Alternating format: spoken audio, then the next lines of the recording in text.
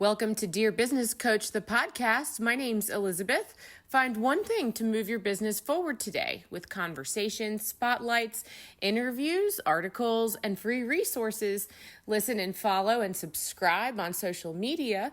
Dear Business Coach pages and groups. Dear Business Coach podcast. We're on Facebook, LinkedIn, Instagram, YouTube, and don't forget Spotify, Apple, iHeartRadio, Amazon Music, anywhere you listen to podcasts. All it takes sometimes is one little thing to move your business forward today.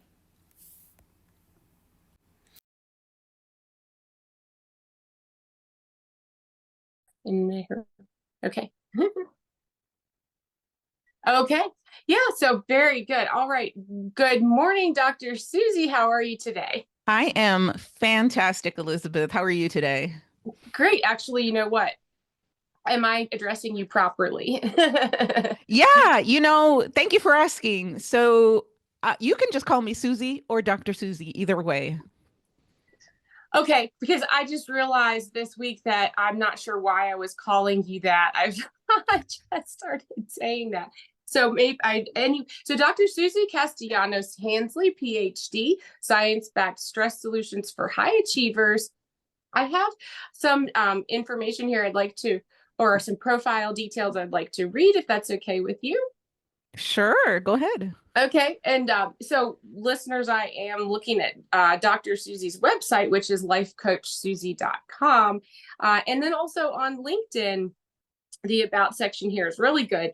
And Susie says, I help businesses, groups, and organizations achieve their goals with less stress through keynote speaking, workshops, and coaching. I know what it's like to want to do good work, but feel stressed out, overwhelmed, and unable to ask for help because you fear being found out or letting others down. This feeling is prevalent in smart high achievers, and that it not only burns them out, but it negatively impacts their teams, coworkers, and the enterprise goals. A first-generation Mexican-American who came from poverty and the first in my family to go to college, I spent 12 grueling years in academia, earning my PhD and working as a professor. I've never felt so stressed out as I did in those years. There was no emotional support beyond the advice to fake it till you make it and never let them see you sweat. I eventually burned out and quit my tenure track job. Okay, so that is a fantastic piece of writing there. You're a very good writer. And so, Susie, would you please introduce yourself? Yeah, sure. Well, so as Elizabeth mentioned, my name's Susie. My full name is Dr. Susie Castellanos-Hansley, PhD. And again, you can call me Susie or you can call me Dr. Susie. I'm pretty chill about those kinds of things. And as Elizabeth said, I am somebody who works with high achievers who have a lot of stress, and I help them achieve their goals with less stress. And I do that through speaking at organizations, businesses, conferences, things like that. And then also doing follow-up workshops for organizations, businesses, et cetera, who want to really help their teams work better together with less stress and more effectiveness. And I love what I do. It is something that I wish I'd had back when I was an employee or an academic. I've done a lot of different things. And I didn't know what I didn't know then, but now that I understand how stress happens and how we can become disconnected and what the way in to get past that stress and feel more connected to our teams, now that I understand how that works, it's really made a huge difference in my life. And it's such a simple science-based way that I now get to help other people. Because really my mission in life is that every human being gets to fulfill their full potential without burning out and while living a life they love. And so that's really my mission. And that's why I love to speak. I like to do workshops. I also do coaching. Wow, I have a couple of introductory questions just from reading your about section and what you were saying right now. I think that you say a science-based way to work on this, to get through the stress, to get through the obstacles, I guess, that stress puts in your life. And you're saying that this is important. You are calling out high achievers, saying this is something for you. I am looking at the phrasing in your about section that you said you've never felt so stressed out as you did in those years while you were in academia. And these phrases, fake it till you make it and never let them see you sweat. It's interesting that you put those two phrases right next to each other, because that really reinforces this. I'm right there with you, experiencing it like I'm watching a movie of your life or something, the way that you put those two phrases together, because fake it till you make it. Well, okay, we can do that. I can do that. And then also never let them see you sweat is kind of this underlying feeling that just, that's the danger zone for the fake it till you make it, I think, a little bit. So what was what got you into this, and what actually turned your path from study to wanting to help other people? Sure. So it's interesting that you brought up those two quotes. And I want to offer that actually the fake it till you make it is really not a good one either. Because what happened is that I kept faking it and I kept making it, but I never felt like I arrived. So it just created Mm, like I had to just keep faking it each time until I burned out. Because it's that very idea of being like you're not really being yourself and you have to pretend to be somebody else so that other people will accept you creates a lot of stress. And so that's what I was mm, finding in academia. Nobody could be vulnerable or express their fears, their stressors, their overwhelm. So for anybody listening, I got to tell you, if you don't know anything about academia and you think you live in a society where there's not enough jobs for you, try academia sometimes. There's even less jobs in academia. So it's a lot of scarce resources. Um, mm. and so I really get, if you're listening and you feel like this scarcity feeling of like, I need to survive, I need to find a job, I need to be able to prove myself. And it's like we're driven by that fear, right? Because if we fail, we're not going to have any money and we're going to end up in a van down by the river, to quote an old Chris Farley SNL skit. That drives us. And not just high achievers, human beings. Like human beings, we are mammals. This is what I mean by the science side of things, is that the Okay. science part has to do with evolutionary biology and how we have evolved to survive. That we're always needing, we either feel safe or unsafe in any given moment.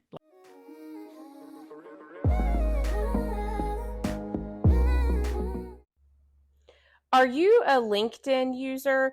If you are, you can join me for LinkedIn Live Audio with Elizabeth every week, usually on Mondays at 8:30 a.m. Eastern Time. I will have a LinkedIn Live Audio where we talk about podcasting for executives who speak and podcasting for team leaders who speak. These are the themes that are currently running. If that sounds like something you're interested, visit me, Elizabeth Walker at Work, on my LinkedIn profile. Like that's it. Going back to the one cell amoeba all the way up to us, every biological system or organism is constantly checking to see, am I safe or not, am I safe or not, am I safe or not.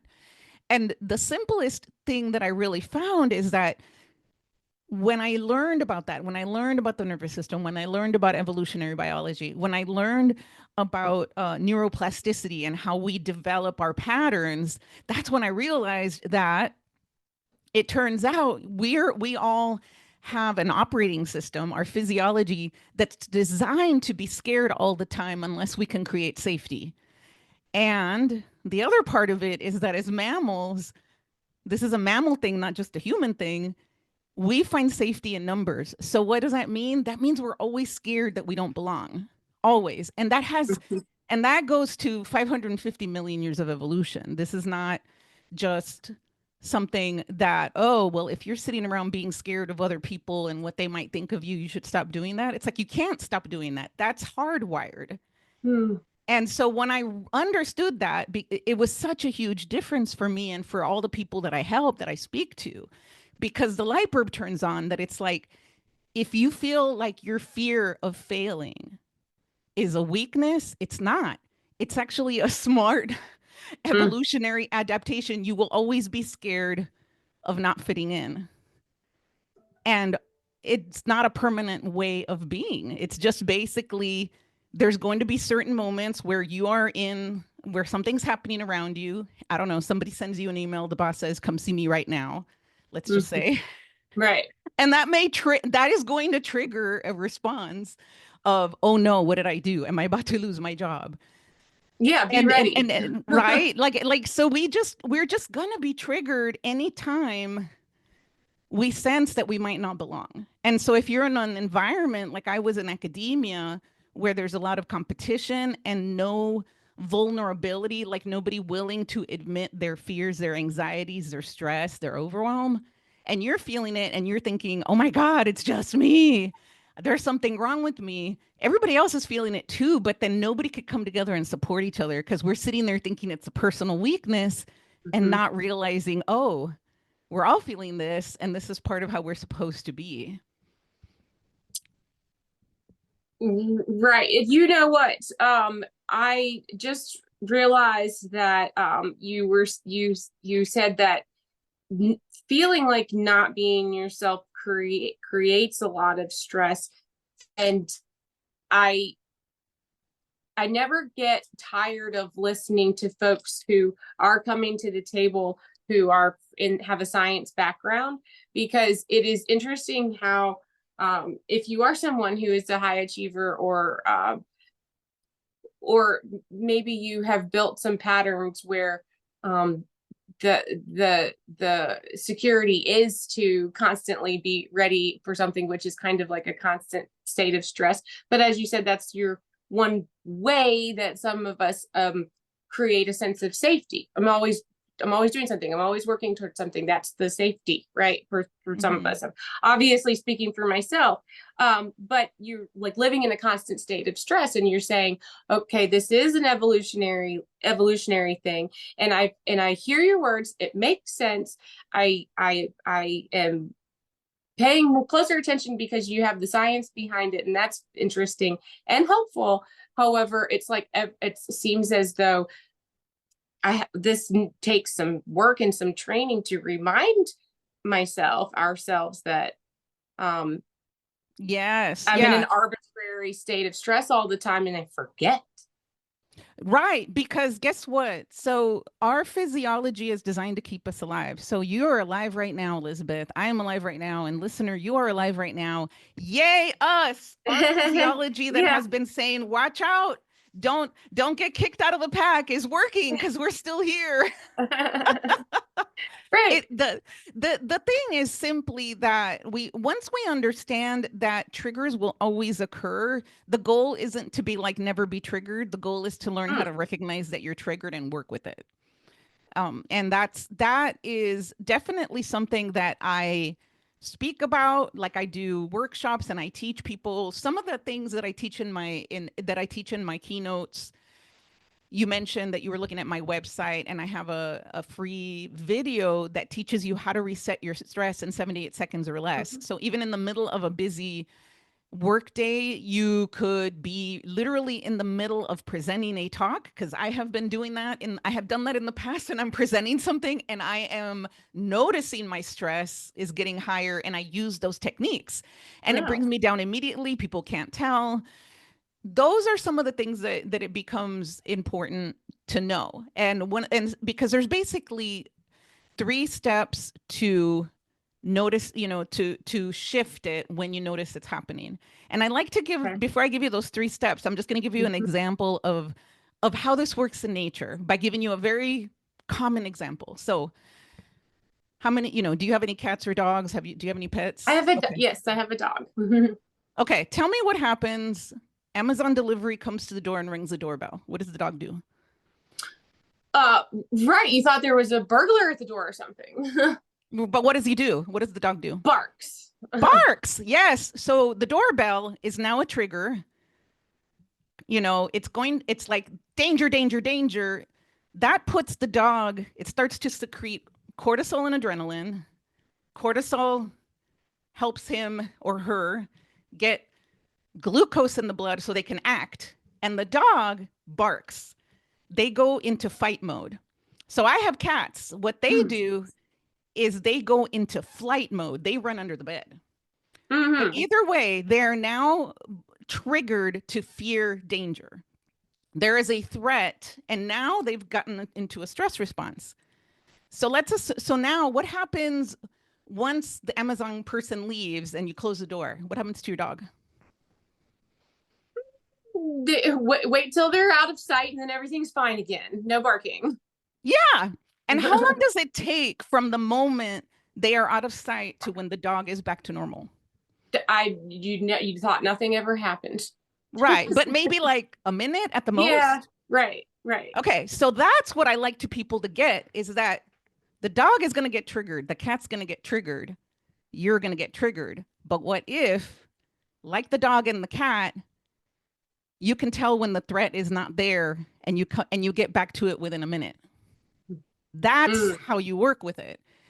And so what happens with animals, I'm going to give the example of let me use the example of your dog, say, because I did used to have a dog. And what happens then is the dog is barking because there is a threat, a perceived threat for whatever reason, physiologically, pattern matching, a doorbell is a threat. And as long as the threat is there, like the door is open, there's a stranger outside, I see there's a weird car in the hall, in the driveway, like it keeps checking to see what's happening. Like it's listening, it's looking, it's smelling.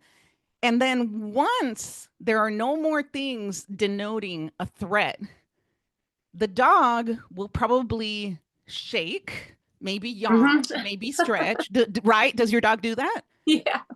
And then it's back to normal. So here's what happens. The dog is checking if it's a real threat.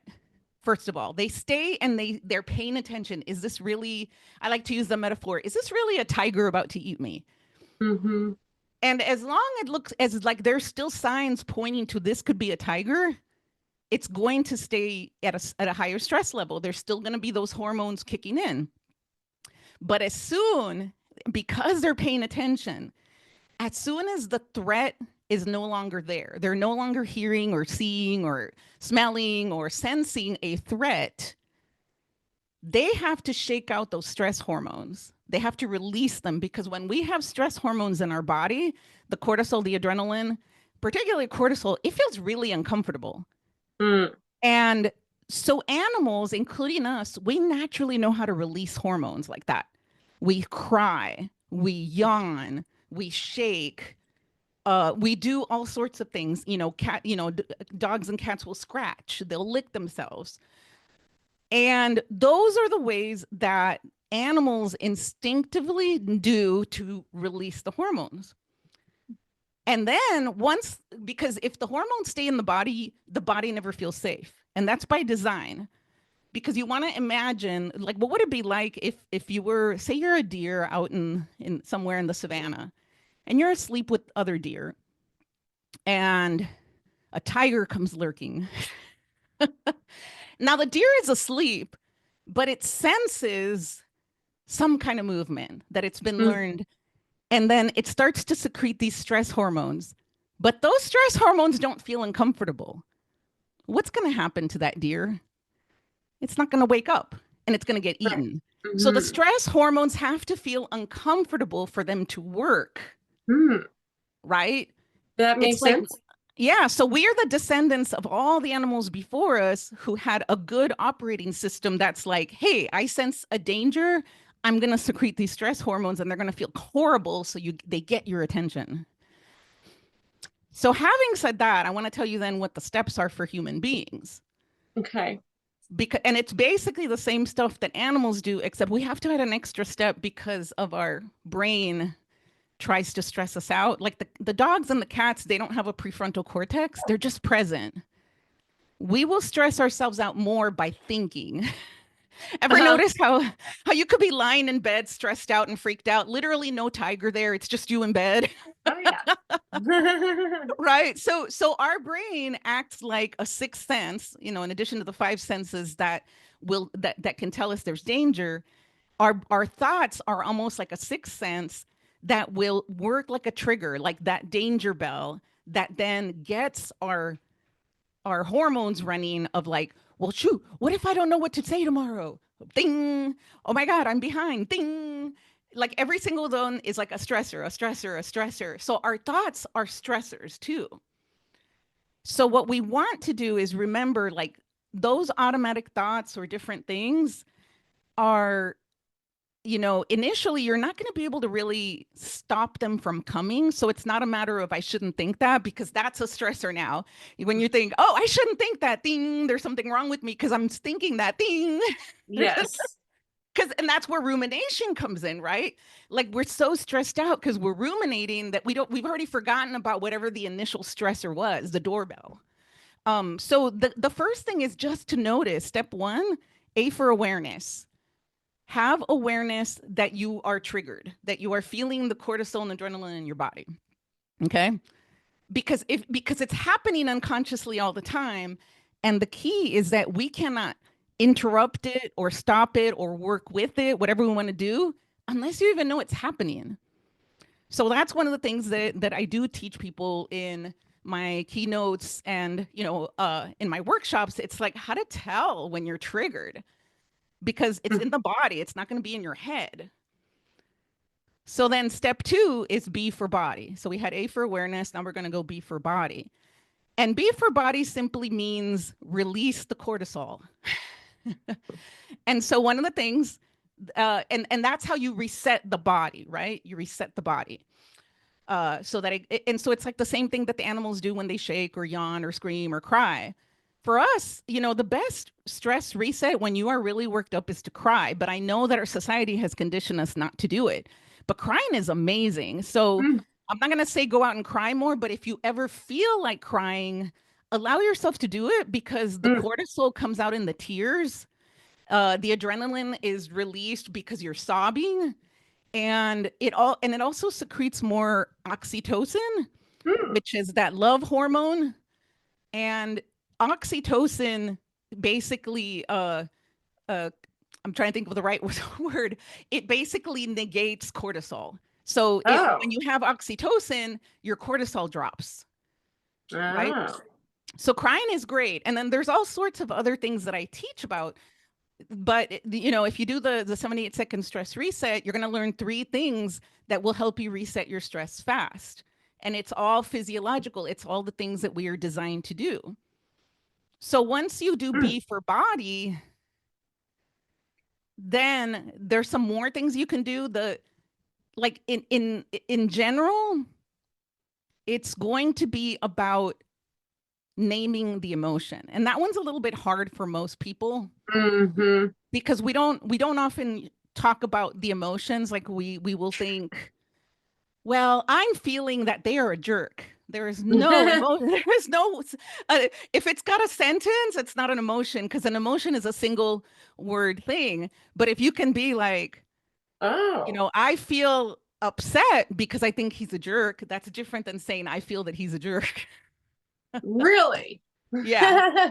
Well, I'm laughing because I have I guess that's my first natural reaction is to giggle when I feel like I'm connecting with you on something, but it's I'm not trying to make fun of it. Yes, that is really fascinating what you just said there. So if it has a sentence or if you can make a sentence out of it, it's not an emotion. Is Right, that kind right. of But what you there's a said? reason we want to name the emotion because that releases it. That helps to release it more.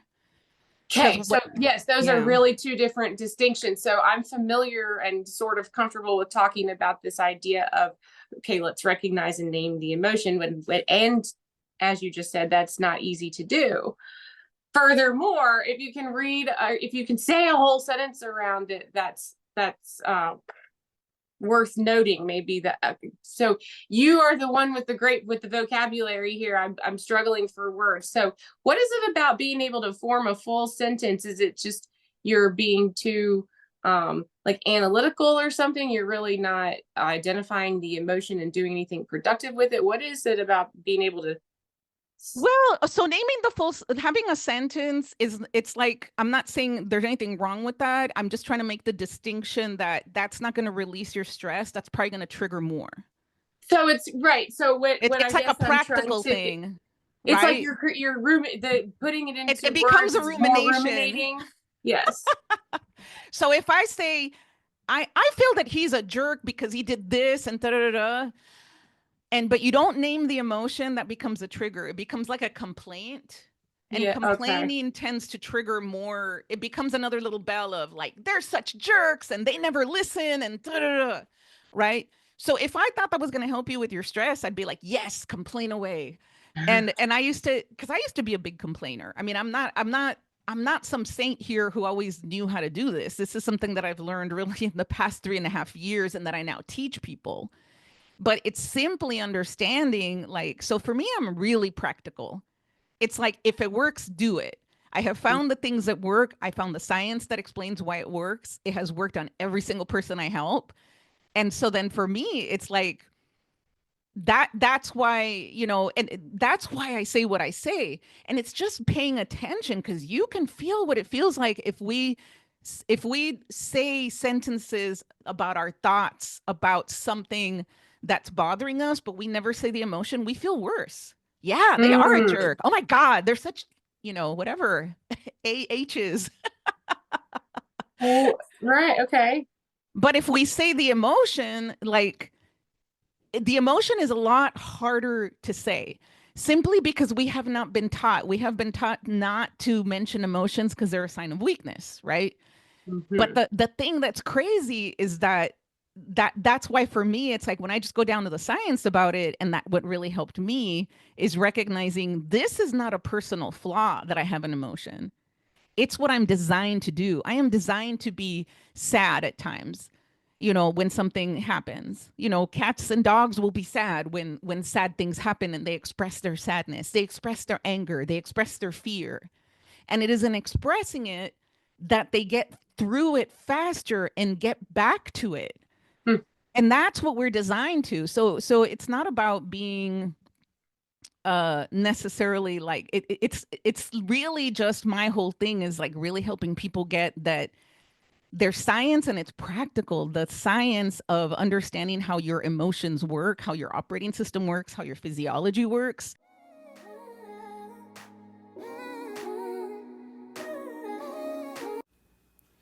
Hey, listeners, don't forget to subscribe to email if you haven't already. Do this at dearbusinesscoachpodcast.com. And if you are a new subscriber, look for the magazine coming up. You can get a free download as a new subscriber. That's dearbusinesscoachpodcast.com. Thanks so much, and I hope you're having a fantastic day. Remember, you are a superstar. When you can get, it is not a personal weakness that I feel this way. I'm supposed to. And it's not Mhm. even because all humans do, but because all mammals do, and because all animals feel this way. There's a certain kind of relief. Like, it's like, oh, let's just work with the operating system. It turns out these emotions, they're not bugs in the operating system, they're features of survival. And I'm going to learn to work with them instead of resisting, avoiding, denying they're there. I'm just going to work with them so I can get on and be my badass self doing what I want to do. Like that's really my attitude about it.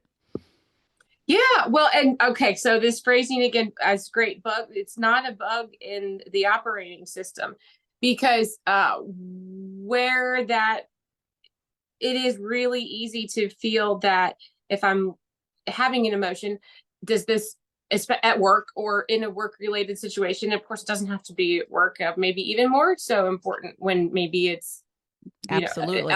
anywhere else, Yeah. but the and how so it's having the emotion can feel to me sometimes like I am losing control, and that losing control is frustrating, because as you say, you feel you have to fit in, be a certain way, or it's not socially acceptable, and so that feels like a bug in the operating system. Oh no, something's Yes. wrong with me too. On top of all this. Yes, that you nailed it. Exactly, Elizabeth. Like, that's the cycle we get stuck in. So, we feel a natural emotion, and that's one trigger that if we were like the dog or the cat and they heard the doorbell and then the person left, once the trigger escapes, then we can feel better within a minute or 5 minutes. The reason it lasts so long is that we have been programmed by society. So I like to say there's the operating system, which is you cannot override that. You're supposed to have emotions and you're supposed to express them so you get rid of the cortisol and the adrenaline. Like that's the bottom line. But now we have this societal programming that says, oh, by the way, you're not allowed to express those emotions that the operating system demands you express. Right. Right. And so it's so fascinating because they work against each other. And but the goal here is then the more I and you and all of us educate people on, oh, look, this is actually how it works. Am I willing to just simply notice when I'm upset and instead of ruminating for 2 weeks, ruminate for one when I notice and recognize, oh, look, I've been ruminating. I've been stressing myself out thinking about this. And then Mm. we can maybe what I can do instead of ruminating, because rumination again is a sentence, it doesn't say an emotion, to be able to say, I was really hurt when they didn't call me, when I didn't get Mm. the promotion, or I was really angry when I went to that meeting and they cut me off and they didn't let me speak. And I didn't want to say anything because I was afraid I would get so mad or I would cry or something. Mhm. There's something like when we can admit that, and again, you don't go admit it to somebody who's unsafe. That's another part of it about being a Mhm. mammal is you got to know who your pack is. So it's not about you just tell anybody, but you have to find who are the people who can basically validate your thoughts and your emotions without trying to change you or tell you you're wrong or try to fix you or try to fix them or whatever.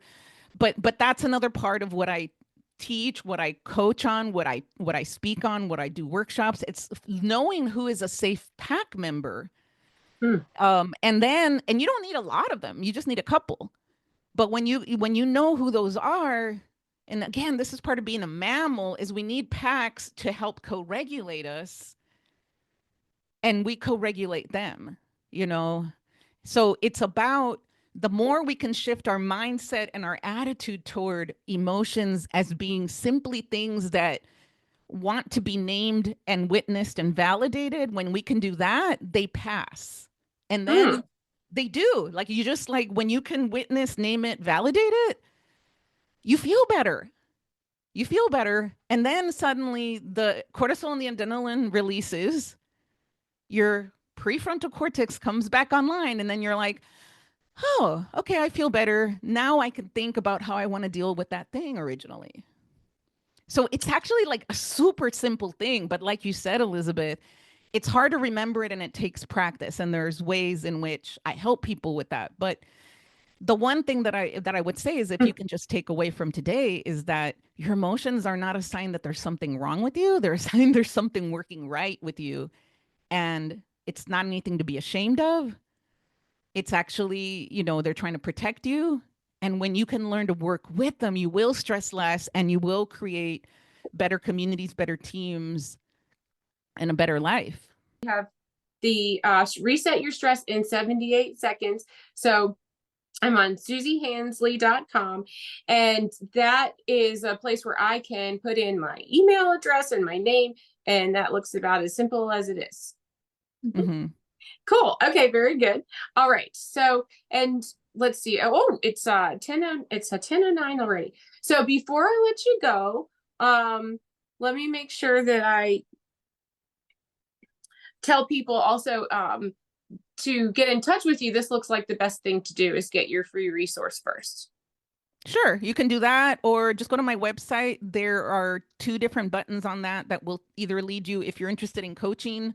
I do still take some limited clients for one-on-one coaching. You can click on that button. And if you want to know more about how I can help your business or your team or your organization as a speaker and a workshop facilitator, you click that button and then you'll get everything you need from that page, as well as a way to contact me. This is a really nice website. It's really easy. I know exactly where to go and what to click on. Oh, good. I try. Yeah, no, it's beautiful. Okay, well, I'm out of time. And so I know you have people to help and people who are waiting for you. Okay, well, Dr. Susie, I know that we are going to talk again soon. And so thank you so much for being here today. I hope you have a fantastic week. More to come. You too. And everyone, have a beautiful day, week, life moment that you're in. And just know you're not alone. You are awesome. And your stress is not a sign there's anything wrong with you. It's a sign that there's something right, and we can work with it. Nice. Mhm. Thank you so much for joining me today. My name's Elizabeth in Floyd, Virginia. This has been an episode of Dear Business Coach.